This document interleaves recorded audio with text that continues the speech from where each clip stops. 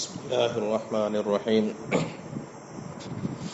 فلأن تمايز العلوم بحسب تمايز الموضوعات أقول وذلك لأن المقصود من العلوم بيان أحوال الأشياء ومعرفة أحكامها فإذا كانت طائفة من الأحوال والأحكام متعلقة بشيء واحد أو بأشياء متناسبة وطائفة أخرى منها متعلقة بشيء آخر أو أشياء متناسبة أخرى كانت كل واحدة منهما علما برأسها ممتازة عن صاحبها ولو كانت متعلقين بشيء واحد من جهة واحدة أو بأشياء متناسبة من جهة واحدة لكانتا علما واحدا ولم يستحسن عد كل واحد منهما علما على حدة وعلم أن الواجب على الشارع في العلم أن يتصوره بوجه ما وإلا لم تنع الشروع فيه وأما تصوره برسمه فإنما يجب ليكون شروعه فيه على بصيرة وأن يعتقد أن لذلك العلم فائدة مخصوصة تترتب عليه سواء كان ذلك الاعتقاد جازما أو غير جازم مطابقا للواقع أو لا وأما الاعتقاد بما هو فائدته وغرضه في الواقع فإنما يجب لك لئلا يكون سعيه في تحصيله مما يعد عبثا على ما مر وليزداد سعيه في تحصيله إذا كانت تلك الفائدة مهمة له وأما معرفته بأن موضوعه أي شيء هو فليست بواجبة للشروع بل هي لزيادة البصيرة في الشروع فقوله لم يتميز العلم المطلوب عنده ولم يكن له بصيرة في طلب أراد به أنه لم يتميز زيادة تمييز ولم يكن له زيادة بصيرة لأن التميز والبصيرة قد حصل له بتصوره برسمه. عزیز طلباء، یہ آج کے سبق کی عبارت ہے. باتیں بہت آسان ہیں اور سب کچھ ترجمے سے واضح ہے.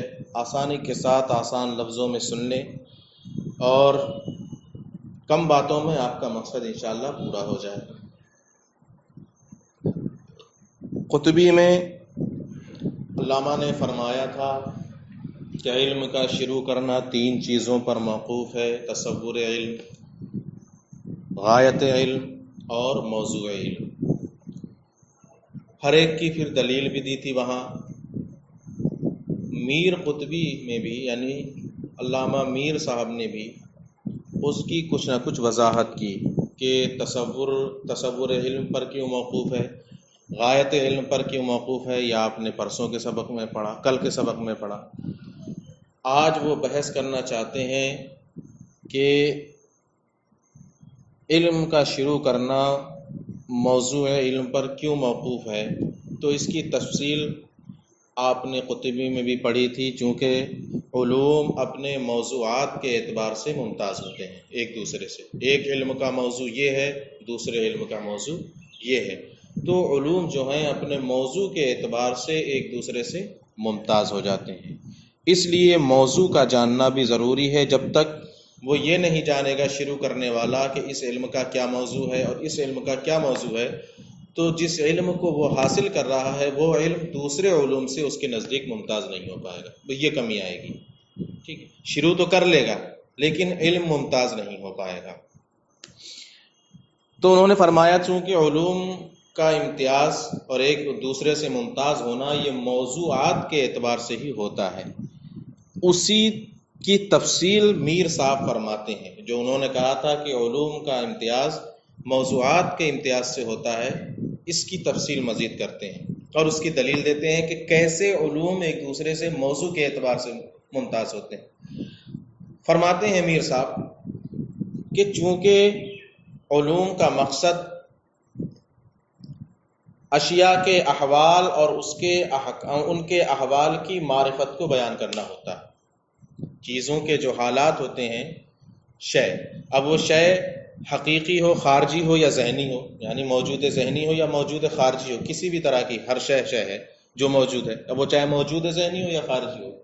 فرماتے ہیں کہ علوم کا مقصود جو ہوتا ہے وہ اشیاء کے احوال اور ان کے احکام کی معرفت کو بیان کرنا ہوتا ہے. اور احوال جو ہوتے ہیں یہ الگ الگ چیز سے متعلق ہوتے ہیں. مثلا جو احوال پائے جا رہے ہیں ایسا ہو سکتا ہے کہ احوال کا ایک حصہ کسی ایک چیز سے متعلق ہو یا چند آپس میں متناسب یعنی ایک دوسرے کے مناسب چیزوں سے متعلق ہو. ایسا ہو سکتا ہے مثلا عدد کے احوال علم حساب میں ٹھیک ہے شے واحد سے متعلق ہے. عدد یہی موضوع ہے تو موضوع کے جو احوال ہیں عدد کے جو احوال ہیں وہ علم حساب سے متعلق ہیں. یا چند چیزوں سے متعلق ہوں احوال، جیسے علم اصول فقہ کا موضوع ہے ادلہ شرعیہ اس حیثیت سے کہ ان سے اس مسائل کا استنباط ہو، تو قرآن، حدیث، اجماع، قیاس یہ چند چیزیں ہیں. ان سے احوال متعلق ہوں گے. مسائل کا جو بھی استنباط ہوگا، جو بھی احوال ہوں گے، ان کا تعلق کس سے بنے گا؟ انہی ادلہ شرعیہ سے. اور یہ ادلہ شرعیہ چاروں آپس میں کیا ہے؟ ایک دوسرے کے مناسب، ان کے درمیان تناسب ہے، چاروں سے احکام کا استنباط ہوگا. تو اب احوال یا تو کسی ایک چیز سے متعلق ہوں گے یا چند چیزوں سے متعلق ہوں گے. تو احوال کا ایک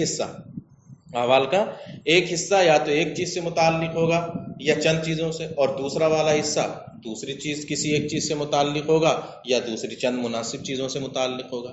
تو اب دیکھیے ایک حصہ تو کسی اور چیز سے یا چند مناسب چیزوں سے متعلق ہو رہا ہے، احوال کا دوسرا حصہ دوسری مناسب چیزوں سے یا ایک چیز سے متعلق ہو رہا ہے. تو اب اگر دونوں الگ الگ حصے ہیں تو لہٰذا وہ دونوں علم بھی الگ ہو جائیں گے، اور اسی موضوع کے اعتبار سے انہی احوال کے الگ الگ متعلق ہونے کی وجہ سے وہ دونوں الگ الگ دو علم ہو جائیں گے. اب اگر ہم ان کو دونوں کو ایک علم کہیں گے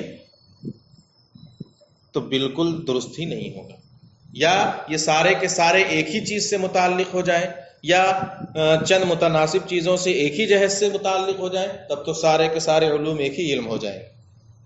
سارے کے سارے علوم ایک ہی علم ہو جائیں گے، جبکہ سب الگ الگ علم ہیں. ایک علم شمار کرنا ہرگز مستحسن نہیں ہوگا. تو احوال کا ایک حصہ الگ چیز سے متعلق ہو رہا ہے، وہ ایک الگ چیز ہو گئی. دوسرا حصہ دوسری چیز سے متعلق ہو رہا ہے، وہ ایک الگ چیز ہو گئی.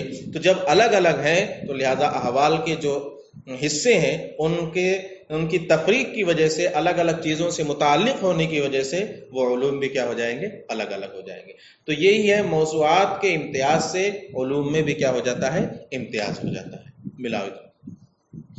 وقوله فلأن تمایز العلوم بحسب تمایز الموضوعات اقول وذلك، اور ایسا کیوں ہوگا؟ لأن المقصود من العلوم بیان احوال الاشیاء ومعرفت احکامها، کیونکہ علوم کا مقصد اشیاء کے احوال اور ان کے احکام کی معرفت کو بیان کرنا ہے. فإذا كانت طائفة من الاحوال والاحکام متعلقة بشيء واحد، تو جب احوال و احکام کا ایک حصہ کسی ایک چیز سے متعلق ہو یا چند متناسب چیزوں سے متعلق ہو، اور دوسرا حصہ کسی دوسری چیز سے یا چند مناسب چیزوں سے متعلق ہو، کانت کل واحدۃ منہما علما برأسها، تو اب ان دونوں حصوں میں سے ہر حصہ بذات ہی الگ سے ایک علم ہوگا، ممتازۃ عن صاحبها، اور اپنے مقابل سے کیا ہوگا؟ ممتاز ہوگا.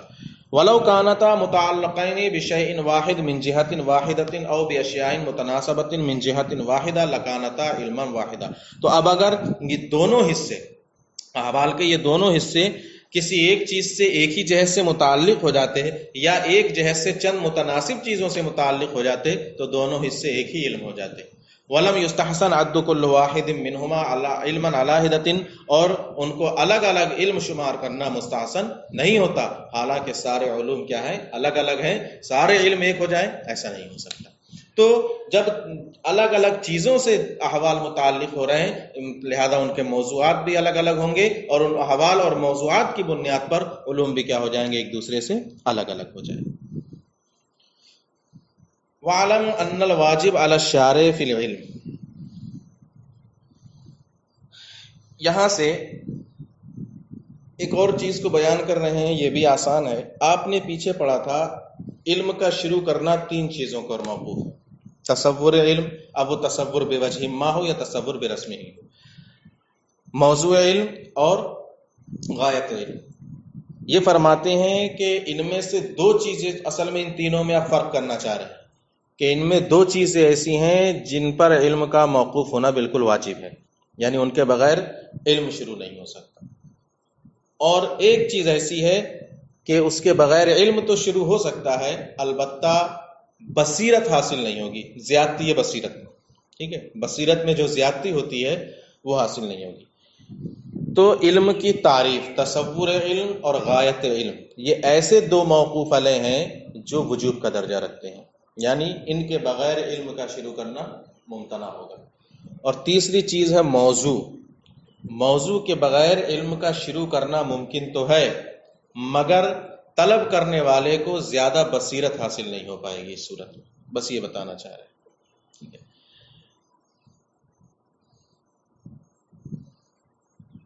وَعْلَمْ أَنَّ الْوَاجِبَ عَلَى الشَّارِعِ فِي الْعِلْمِ، جان لیجئے کہ علم کے شروع کرنے والے پر واجب ہے أَن يَتَصَوَّرَهُ بِوَجْهٍ مَا، کہ وہ اس کا تصور بوجہ ما کرے، وَإِلَّا لَمْ تَنَعَ الشُّرُوعُ فِيهِ، ورنہ علم کا شروع کرنا ہی محال ہوگا۔ وَأَمَّا تَصَوُّرُهُ بِرَسْمِهِ فَإِنَّمَا يَجِبُ لِيَكُونَ الشُّرُوعُ فِيهِ عَلَى بَصِيرَةٍ، اور رہا علم کا تصور برسمی ہی، تو وہ اس لیے واجب ہے تاکہ شروع کرنے والے کے لیے اس میں بصیرت حاصل ہو جائے۔ تو ایک ہے تصور بوجہ ما، ایک ہے تصور برسمی ہی۔ تصور بوجہ ما ہی نہ ہو تب تو علم کا شروع کرنا ہی محال ہے، اور اگر مزید بصیرت حاصل کرنا چاہ رہا ہے علم کے اندر تب تصور برسمی ہی ضروری ہے۔ تو یہ ایک ہی چیز ہے، تصور ایک ہی چیز ہے، چاہے وہ تصور برسمی ہی ہو یا تصور بوجہ ما، ایک چیز ہو گئی۔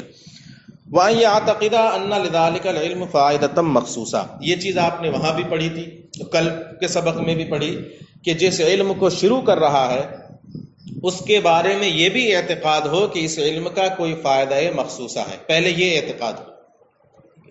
دو چیزیں ہیں یہاں پر، ایک چیز اور پڑھا رہے ہیں میر صاحب۔ پہلے تو یہ اعتقاد ہو اس علم کا کوئی فائدہ ہے، اور وہ فائدہ اس علم پر مرتب بھی ہو رہا ہے، ٹھیک ہے۔ اب چاہے یہ اعتقاد جازم ہو، یقینی ہو یا غیر یقینی ہو، واقع کے مطابق ہو یا نہ ہو، اس سے مطلب نہیں ہے۔ ابھی تو صرف وہ یہ جانے کہ ہاں اس علم کا کوئی فائدہ ہے اور وہ فائدہ اس علم پر مرتب ہو رہا ہے، یہ فائدہ ہے، اتنا جانے۔ پہلے اتنا جان لیا، اس کے بعد پھر یہ اعتقاد کہ یہ فائدہ واقع کے مطابق ہے یا مطابق نہیں ہے، اس سے غرض نہیں ہونا چاہیے۔ پہلے صرف اتنا جاننا ہے کہ اس علم کا کوئی فائدہ مخصوصہ ہے جو اس علم پر مرتب ہو رہا ہے، کیونکہ اگر اتنا بھی نہیں جانے گا تب علم کا شروع کرنا ہی عبث ہوگا۔ علم کا شروع کرنا کیا ہوگا؟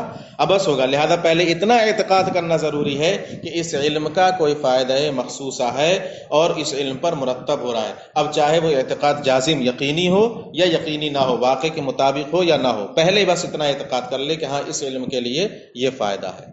اتنا اعتقاد ہو گیا تو اب علم کا شروع کرنا اس کے لیے بہت ممکن ہو جائے گا۔ اتنا ملاؤ۔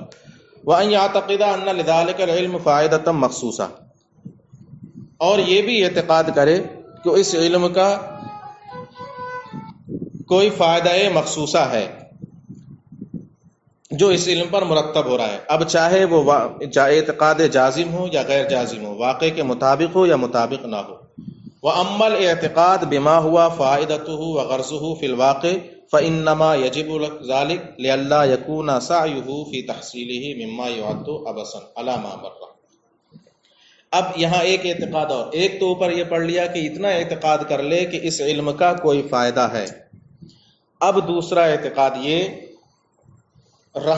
اب یہ اعتقاد کہ اس واقع میں، یعنی یہ جو میں اعتقاد کر رہا ہوں یہ واقع کے مطابق ہے، یہ اعتقاد کرنا یہ تو اس لیے ہوتا ہے تاکہ اس علم کے طلب کرنے میں اس کی کوشش کو اور اس کی محنت کو عبث نہ شمار کیا جائے، یہ اس لیے ہوتا ہے۔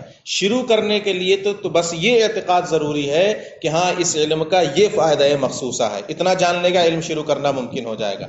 اب یہ اعتقاد کرنا کہ یہی فائدہ مخصوصہ واقع میں بھی ہے، اس کی غرض اور اس کی غرض و غایت واقع میں خارج میں بھی یہی ہے، تو یہ تو اس لیے ہوتا ہے تاکہ اس کا علم وہ اس علم کو جو شروع کر رہا ہے یا حاصل کر رہا ہے اس کی تحصیل اور اس کا حاصل کرنا عبث نہ شمار کیا جائے، یہ اس لیے ہوتا ہے۔ وَأَمَّا الْاعْتِقَادُ بِمَا هُوَ فَائِدَتُهُ وَغَرْضُهُ فِي الْوَاقِعِ، اور رہا یہ اعتقاد اس کے غرض و غایت کا، یہ اعتقاد کہ یہ واقع کے مطابق ہے، فَإِنَّمَا يَجِبُ ذَلِكَ، تو یہ تو اس لیے واجب ہے تاکہ اس کی کوشش اس کے حاصل کرنے میں عبث شمار نہ کی جائے، جیسا کہ گزرا۔ وَلِيَزْدَادَ سَعْيُهُ فِي تَحْصِيلِهِ، اور اس لیے تاکہ اس کا حاصل کرنے میں اس کی کوشش مزید بڑھتی جائے۔ اذا كانت تلك الفائدة مهمة له، جبکہ وہ فائدہ اس کے لیے اور زیادہ مقصود ہو، اہم ہو۔ وَأَمَّا مَعْرِفَتُهُ بِأَنَّ مَوْضُوعَهُ أَيُّ شَيْءٍ هُوَ فَلَيْسَتْ بِوَاجِبَةٍ لِلشُّرُوعِ۔ تیسری چیز، تو دو چیزوں پر تو علم کا شروع کرنا موقوف ہے اور یہ ان چیزوں کا جاننا واجب ہے، اور تیسری چیز موضوع کی، اس چیز کا موضوع کیا ہے، کہتے ہیں کہ شروع کرنے کے لیے اس کا جاننا واجب نہیں۔ شروع تو علم اس کے بغیر بھی ہو سکتا ہے، ہاں اس سے مزید شروع کرنے میں بصیرت حاصل ہو جائے گی، زیادہ کیا ہو جائے گی، زیادہ بصیرت حاصل ہو جائے گی۔ اب یہاں ایک اعتراض ہے اور اس کا جواب سن لو۔ معترض یہ اعتراض کرتا ہے کہ بصیرت اور تمیز یہ دونوں موضوع پر موقوف نہیں، بلکہ یہ تو تصور رسمی سے بھی حاصل ہو سکتے ہیں۔ مثلا آپ نے علم نحو کا تصور کر لیا، ایسے اصول کا جاننا جن کے ذریعے کلمے کے آخری احوال کو معرب اور مبنی ہونے کی حیثیت سے جانا جا سکے، آپ نے یہ پڑھ لیا۔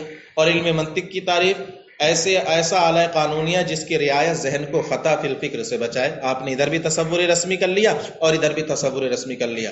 تو کیا اس تصور رسمی کی بنیاد پر علوم ایک دوسرے سے ممتاز نہیں ہو گئے؟ بالکل ممتاز ہو گئے۔ ایک میں کلمے کے آخری احوال دیکھے جا رہے ہیں معرب مبنی ہونے کی حیثیت سے، اور دوسرے میں ذہن کو خطا فی الفکر سے بچایا جا رہا ہے، خطا فکری سے بچایا جا رہا ہے۔ تو کیا دونوں علوم ممتاز نہیں ہیں؟ ممتاز ہیں۔ بغیر موضوع کے بھی علوم ایک دوسرے سے ممتاز ہو رہے ہیں، یعنی شروع کرنے والے کے لیے، کیا شروع کرنے والے کے لیے۔ ویسے جب تک موضوع نہ ہو تب تک تو علوم کا امتیاز الگ ہوگا ہی نہیں، لیکن شروع کرنے والے کے لیے جب دونوں علموں کا تصور رسمی اس نے حاصل کر لیا تو کچھ نہ کچھ علوم میں امتیاز ہو گیا، یہ الگ علم ہو گیا اور یہ الگ علم ہو گیا۔ اتنا سمجھ میں آ گیا؟ تو پھر موضوع کیا ضرورت؟ تو کہتے ہیں تو اب موضوع کی ضرورت تمیز اور بصیرت کے لیے نہیں رہی۔ جب امتیاز دونوں علوم کے درمیان تو ان کے تصور رسمی سے ہو رہا ہے تو علم شروع کرنے کے لیے موضوع کی کیا ضرورت ہے؟ اس کا جواب دیتے ہیں کہ ہم نے یہ جو کہا ہے کہ علم اس کے نزدیک بغیر موضوع کے ممتاز نہیں ہوگا، اس کا مطلب یہ، اور اس کو بصیرت حاصل نہیں ہوگی، اس کا مطلب مصنف کا یہ ہے کہ بغیر موضوع کے اسے زیادہ بصیرت اور زیادہ تمیز حاصل نہیں ہوگی۔ مطلب یہ نہیں ہے کہ مطلقاً تمیز اور بصیرت حاصل نہیں ہوگی، حاصل ہوگی، لیکن زیادہ مزید تمیز اور مزید بصیرت جو حاصل ہوگی وہ موضوع کے بعد حاصل ہوگی، لہذا یہ اعتراض کرنے کی ضرورت نہیں۔ وَقَوْلُهُ لَمْ يَتَيَمَّيَّزِ الْعِلْمُ الْمَطْلُوبُ عِنْدَهُ وَلَمْ يَكُنْ لَهُ بَصِيرَةٌ فِي طَلْبِهِ، تو شارع نے یہ جو فرمایا تھا کہ علم اس کے نزدیک ممتاز نہیں ہوگا اور اس کو بصیرت حاصل نہیں ہوگی، اراد به انه لم يتميز زیادت تمیز ولم يكن له زیادت بصیرت، ان کی مراد یہ ہے کہ زیادہ تمیز اور زیادہ بصیرت حاصل ہوگی نہیں ہوگی، لأن التميز والبصیرہ قد حصل له بتصوره برسمه، اس لیے کہ تمیز اور بصیرت تو تصور رسمی سے بھی اس کو حاصل ہو جاتی ہے۔ اچھا آ گئے؟ تو صفحہ نمبر 6 کھولو۔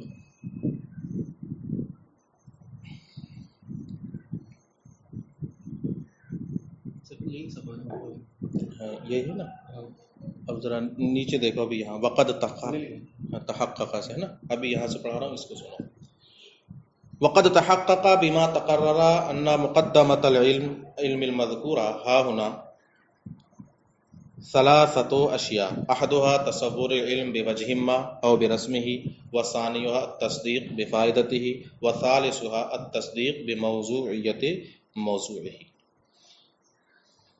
یہاں سے مزید وضاحت کرنا چاہ رہے ہیں اجمالی طور پر۔ قطبی میں یہ پڑھایا تھا کہ علم کا شروع کرنا کئی چیزوں پر موقوف ہے، 3 چیزوں پر: علم کی تعریف، علم کی غرض و غایت، اور علم کا موضوع۔ جب ان تین چیزوں کو جان لے گا تب اس علم کا شروع کرنا اس کے لیے آسان ہو جائے گا. کیونکہ اگر علم کا تصور نہیں ہوگا تو وہی تحصیل حاصل لازم آئے گا، مجہول مطلق کا طلب کرنا لازم آئے گا. اس کی غرض و غایت نہیں جانے گا تو اس کا شروع کرنا عبث لازم آئے گا. جب یہی نہیں معلوم ہوگا کہ یہ علم ہے کون سا یا میں اس کو کیوں حاصل کر رہا ہوں تو کیا فائدہ ہوگا. اور تیسری چیز تھی موضوع. ٹھیک ہے، کیونکہ موضوع کی وجہ سے علوم آپس میں کیا ہوتے ہیں، ممتاز ہوتے ہیں. اس علم کا یہ موضوع ہے، مثلا علم نحو کا موضوع کلمہ اور کلام ہے، منطق کا موضوع معرف اور حجت. ٹھیک ہے، تو ان کی وجہ سے علوم آپس میں ممتاز. یہ آپ نے قطبی میں پڑھا تھا، اسی کو یہاں پر فرما رہے ہیں وقت تحقق بما تقرر. اور یہ بات ہماری تقریر سے واضح ہو چکی ہے کہ مقدمۃ العلم میں یہاں تین چیزیں مذکور ہوں گی. مقدمے میں کیا چیزیں مذکور ہوں گی؟ تین چیزیں. احدھا تصور بوجہ ما او برسمہ، ایک علم کا تصور بوجہ ما یا تصور رسمی. وثانیھا التصدیق بفائدتہ، اور دوسری چیز ہے اس کے غرض و غایت. فائدے سے مراد وہی اس کے فائدے کی تصدیق، یعنی غرض و غایت کی تصدیق. وثالثھا التصدیق بموضوعیت موضوعہ، اور تیسری چیز ہے اس کے موضوع کی موضوعیت. موضوعیت کا مطلب بنانا، ایجاد کرنا، یعنی اس کا کوئی موضوع بھی ہے. یہ مطلب موضوع کی موضوعیت. موضوع وضع یضع معنی ہوتا ہے رکھنا، بنانا. موضوع جس چیز کو بنایا گیا، تو مراد کیا ہے یہاں پر. اور تیسری چیز ہے اس کے موضوع کی موضوعیت، یعنی اس کا کوئی موضوع بھی ہے، یہ اس بات کی تصدیق. جیسے ہم نے پڑھ لیا علم نحو کا موضوع کلمہ اور کلام ہے، یہ موضوع ہو گیا. منطق کا موضوع معرف اور حجت، یہ اس کا موضوع ہو گیا. تو یہ موضوع ہے، اس کا کوئی موضوع ہے. والاولا ان يجعل مباحث الالفاظ ايضا من المقدمه لتوقف استفادة العلم وافادته على معرفة احوال الالفاظ الا ان المصنف اوردها في صدر المقالة الاولى. مل گیا صفحہ نمبر 7.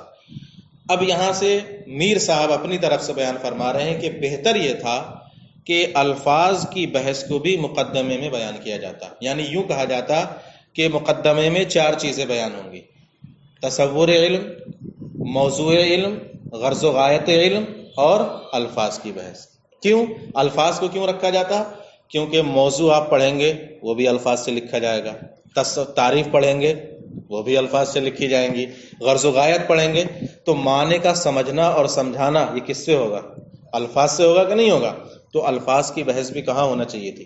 مقدمے میں ہی ہونا چاہیے تھی. بہتر یہ تھا کہ اس کو بھی یہاں پر بیان کر دیا جاتا. سمجھ میں آ گیا؟ وہی کہہ رہے ہیں والاولا، بہتر یہ تھا کہ الفاظ کی بحث کو بھی مقدمے ہی میں بیان کر دیا جاتا. کیوں؟ لتوقف استفادۃ العلم وافادتہ علی معرفۃ احوال الالفاظ، کیونکہ علم کا استفادہ اور افادہ یعنی فائدہ حاصل کرنا اور فائدہ پہنچانا یہ الفاظ کے احوال کی معرفت پر کیا ہوتا ہے؟ موقوف ہوتا ہے. الا مگر ان المصنف اوردها فی صدر المقالۃ الاولى، لیکن مصنف نے اس کو مقالہ اولا کے شروع میں بیان کر دیا، مقدمے میں نہیں رکھا، مقدمے سے ہٹا دیا. وقد يجعل من المقدمہ ایضا بیان مرتبۃ العلم فيما بین العلوم وبیان شرفہ وبیان واضعہ وبیان وجہ تسمیتہ باسمہ والاشارۃ الی مسائلہ اجمالا، فہذہ امور 8 منها متعلقۃ بالعلم المطلوب وموجبۃ لمزید تمییزہ عند الطالب ولزیادۃ بصیرۃ فی طلبہ، وواحد منها متعلق بطریق افادتہ واستفادتہ عن مباحث الالفاظ. یہاں سے ایک فائدے کی بات اور بیان کر رہے ہیں. یہ کہتے ہیں شارح میر صاحب نے یہ فرمایا کہ الفاظ کی بحث کو بھی مقدمے میں بھی رکھتے، لیکن مصنف نے اس کو چھوڑ دیا، کوئی بات نہیں. اور کہتے ہیں کہ کبھی مقدمے میں اور بھی کچھ چیزوں کو رکھا جاتا ہے، صرف انہی 3 چیزوں کو نہیں رکھا جاتا ہے، بلکہ مقدمے میں کبھی 9 چیزوں کو رکھا جاتا ہے. کیا کیا؟ 4 تو یہ ہو گئیں: تصور علم، موضوع علم، غایت علم، الفاظ کی بحث. 4 ہو گئیں. 5ویں چیز رکھتے ہیں علوم کے درمیان علم کا مرتبہ. علوم کے درمیان علم کا مرتبہ یہ بھی مقدمے میں رکھا جاتا ہے، کیونکہ جب علم شروع کرنے والا اس علم کے مرتبے کو جانے گا تو اور اس کی دلچسپی بڑھے گی کہ نہیں بڑھے گی. مطلب مثلا علم الہی، پروردگار عالم کی ذات کا علم، یہ سب سے بلند و بالا علم ہوگا. ہوگا کہ نہیں ہوگا؟ تو علوم میں اس کا درجہ سب سے بلند ہوگا، اس کو بھی مقدمے میں رکھا جاتا ہے۔ ایسے ہی بیان و شرفی ہی، علوم کی شرافت یا علوم کا شرف، علوم کے درمیان یہ علم کتنا اشرف ہے یہ بیان کرنا۔ مثلا جس علم کا موضوع زیادہ عام ہوگا وہ دوسرے علم سے کیا ہوگا؟ اشرف ہوگا کہ نہیں ہوگا؟ برخلاف اس کے جس کا خاص ہوگا۔ ٹھیک ہے، ایک علم ایسا ہے جس کا موضوع بالکل عام ہے، اس کے مسائل عام ہیں، ایک ایسا ہے جس کا موضوع خاص ہے، تو جس کا عام ہے وہ زیادہ اشرف ہوگا کہ نہیں اشرف ہوگا؟ یا ایک علم ایسا ہے جس کا موضوع ادنا ہے اور دوسرے کا اعلیٰ ہے، تو کون سا اشرف ہوگا؟ اعلیٰ والا ہوگا کہ نہیں ہوگا؟ تو علم کے شرف کو بھی مقدمے میں بیان کر دیا جائے۔ کیوں؟ کیونکہ مقدمے میں جب علم کے شرف کو جان لے گا تو اس کو حاصل کرنے میں اور کیا ہوگی؟ مزید رغبت بڑھے گی کہ نہیں بڑھے گی؟ یہ ہو گیا۔ اسی طرح بیان و واضح ہی، اس علم کا وضع کرنے والا، کس نے اس علم کو ایجاد کیا، وضع کیا، اس کا بھی ذکر کر دیا جائے مقدمے میں بھی، تب بھی علم میں مزید رغبت پیدا ہو جائے گی جب ہم یہ جان لیں گے کہ بھائی اس علم کو بنانے والا یہ آدمی تھا۔ ٹھیک ہے، مثلا ایک مثال دے رہا ہوں، یوں تو دنیا میں بہت سے لوگوں کی تحریریں ہم پڑھتے رہتے ہیں، لیکن حضرت مفتی صاحب یا مصباحی صاحب کی کوئی تحریر ملے ہمیں، حضرت نے لکھا ہے یہ، تو ایک دل میں اشتیاق بڑھ جاتا ہے، شوق بڑھ جاتا ہے، نہیں اس کا مطالعہ کیا ہے۔ تو ایسے ہی جب واضح کا علم ہو جائے گا تب ہمیں معلوم ہو جائے گا کہ یہ بہت علم ہے۔ ایسے ہی اس علم کا جو نام رکھا گیا ہے اس کی وجہ تسمیہ، کیوں یہ نام رکھا گیا ہے؟ جیسے علم منطق ہے، علم نحو کے بارے میں آپ نے پڑھا ہوگا کہ نحو کا نام نحو کیوں رکھا گیا، یا منطق کا نام منطق کیوں رکھا گیا۔ جب یہ پڑھ لیں گے تو اور مزید رغبت حاصل ہو جائے گی کہ ہاں بھائی نطق سے بنا ہے، نطق کا مطلب کیا ہوتا ہے؟ بولنا۔ ٹھیک ہے، تو گویا کہ جو منطق سیکھ لیتا ہے وہ سب سے زیادہ بولنے پر حاوی ہوتا ہے، قوی ہوتا ہے، تو یہ بھی چیز علم کو حاصل کرنے میں کیا کرے گی؟ رغبت پیدا کرے گی۔ ایسے ہی اس کے تمام مسائل کی طرف اجمالاً اشارہ کر دیا جائے مقدمے ہی میں، اور جب مقدمے میں علم کے سارے مسائل کی طرف اجمالاً اشارہ کر دیا جائے تب آدمی جب مقدمہ پڑھے گا کہے گا یار اس علم میں اجمالاً ایسی ایسی باتیں آ رہی ہیں، لاؤ تفصیل پڑھی جائے، اس کی رغبت بڑھ جائے گی کہ نہیں بڑھ گی؟ تو یہ کل 9 چیزیں ہوئیں۔ کبھی کبھی مقدمے میں یہ 9 چیزیں بیان کی جاتی ہیں، 4 وہ تھیں اور 5 یہاں اور شمار کی، تو کبھی کبھی ان میں اب کہتے ہیں ان 9 میں سے 8 چیزیں تو ایسی ہیں جن کا تعلق علم مطلوب سے ہے، یعنی اس سے علم میں مزید حاصل کرنے کی رغبت پیدا ہوگی، اور ایک کا تعلق الفاظ سے ہے۔ ایک کا تعلق کس سے رہے گا؟ الفاظ سے، کیونکہ الفاظ کی بحث یہ ایک الگ چیز ہو گئی، انہی کے ذریعے افادہ اور استفادہ ہوگا۔ اب ملا، سمجھ میں آ گئی نا بات؟ وقد یجعل من المقدمہ ایضا بیان و مرتبۃ العلم فیما بین العلوم، کہتے ہیں کبھی کبھی مقدمے ہی میں علوم کے درمیان علم کے مرتبے کو بیان کر دیا جاتا ہے، اس کے شرف کو بیان کر دیا جاتا ہے، اس کے واضح کے حالات کو بیان کر دیا جاتا ہے، اس کی وجہ تسمیہ کو بیان کر دیا جاتا ہے، اور اس کے تمام مسائل کی طرف اجمالاً اشارہ بھی کر دیا جاتا ہے۔ فہذہ امور 9، تو یہ کل 9 امور ہوئے، ثمانیۃ منہا متعلقۃ بالعلم المطلوب، جن میں سے 8 کا تعلق علم مطلوب سے ہوگا، وموجبۃ لمزید تمییز عند الطالب، اور وہ علم کے طلب کرنے والے کے لیے مزید تمیز اور مزید بصیرت حاصل کرنے کا ذریعہ ہوں گے۔ وواحد منہا متعلقۃ بطریق افادتہ و استفادتہ، البتہ ان میں سے ایک چیز جو ہے وہ بطریق افادہ اور استفادہ علم سے متعلق ہوگی، آنی مباحث الفاظ، یعنی کہ الفاظ کی بحث۔ سمجھ میں آ گیا یہ؟ اب کہتے ہیں کہ یہاں پر کیوں چھوڑ دیا گیا، صرف یہاں پر 3 چیزوں کو بیان کیا گیا؟ تو کہتے ہیں کہ جن کی زیادہ ضرورت تھی، جن کے بغیر علم کا شروع کرنا ممکن ہی نہیں، مصنف نے ان کو بیان کر دیا، باقی یہ چیزیں جو 6 چھوڑ دی گئیں، ان کے چھوڑ دینے سے بھی علم کے حاصل کرنے میں کوئی کمی نہیں آ رہی، تو جو ضروری تھا اس کو بیان کر دیا۔ والاحسن ان یذکر کلھا، کہتے ہیں تو بہتر یہ تھا کہ ان سب کو ذکر کر دیا جاتا شروع میں ہی۔ وقد یکتفی ببعضھا، لیکن کچھ ہی پر اکتفا کیا مصنف نے، کہتے ہیں ولا حجر فی شیء من ذلک، تو اس میں کوئی حرج کی بات نہیں۔ کیوں؟ اذ لا ضرورت هناك الا فی التصور بوجہ ما والتصدیق بفائدۃ ما کما بیناه، کیونکہ یہاں صرف تصور بوجہ ما اور تصدیق بفائدۃ ما کی ضرورت تھی، جیسا کہ ہم نے بیان کر دیا۔ ولذالک، اسی لیے قال بعضهم، اس بعض لوگوں نے الاولا کہا، کیا کہا؟ الاولا، بہتر یہ تھا، اگر سب کو بیان کرنا ضروری تھا تو اولا نہیں کہتے، بلکہ کہتے تھے یہ جو بیان کیا گیا درست نہیں، بلکہ 9 چیزوں کو بیان کیا جائے، یہ کہا جاتا۔ اولا کا مطلب کہ یہ جو بیان کر دیا گیا 3، یہ بھی بہتر ہے، لیکن بہتر یہ تھا کہ 9 چیزوں کو بیان کیا جاتا۔